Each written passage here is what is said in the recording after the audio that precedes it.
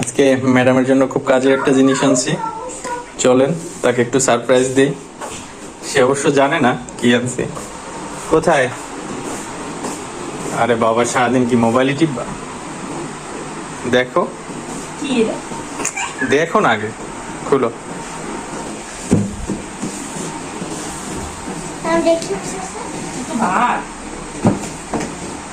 স্বামী, ছুরি কোথায়? কেসি আছে?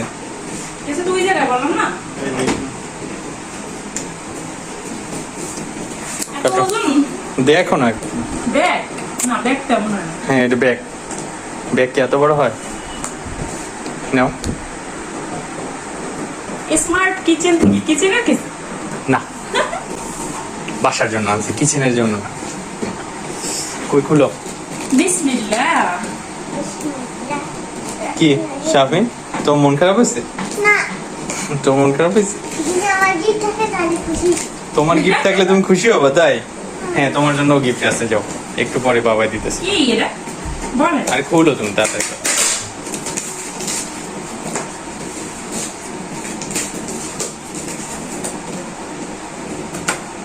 আরো একটা প্যাকেট করা, বুঝলাম না। এ তো অনেকটা কিসের মতো। রুটি মেকার? আরে না, তুমি খুলো। শাবিন, একটু দূরে সরো বাবা। বাবা এটা কি? দেখো না, ওই যে খুলতেছে। রুটি মেকার এই কি? পুরোটা খুলো। পুরোটা খুললে দেখো, না পারি না। খালি পৌঁছেই গেছে। বুঝা রাখো।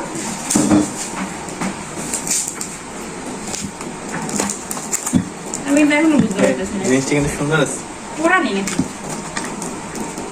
বাবা, গায়ে গেস করো কি? তুমি বলো তো এটা কি? আমি জানি না। দেখি। এই যে। কিচেনের সেই বটিগুলো হ্যাঁ, কি কেমন হলো কভার করছেন স্বামী একটু। এমনি আসো স্বামী, তুমি সামনে কেন যাও? বাবা? এই পাশে আসো। এটা ফেলে বাবা হাত কাটবে। হাত কাটবে, তুমি এটা ধরো না বাবা। খাই। দেখি তো। বুঝছি। দাঁড়াইয়া বসা কাটার জন্য তার এটা সেট করে পরে দেখাই। কই সুন্দর মজবুত অনেক। দেখা, দেখি। ঠিক আছে। ওরে বাবা, মানে এটা দিয়ে আমি দাঁড়াই কাজ করবো। আমার বসে বসে কাটাকাটি করতে খুবই বিরক্ত লাগে। আমি তো ছুরি দিয়ে অত কাটতে পারি না। সেদিন একটা ছুরি আনছি, বড় ছুরি, কিন্তু কাটতে পারি না। কি ঠিক আছে? খুশি? অনেক ধার।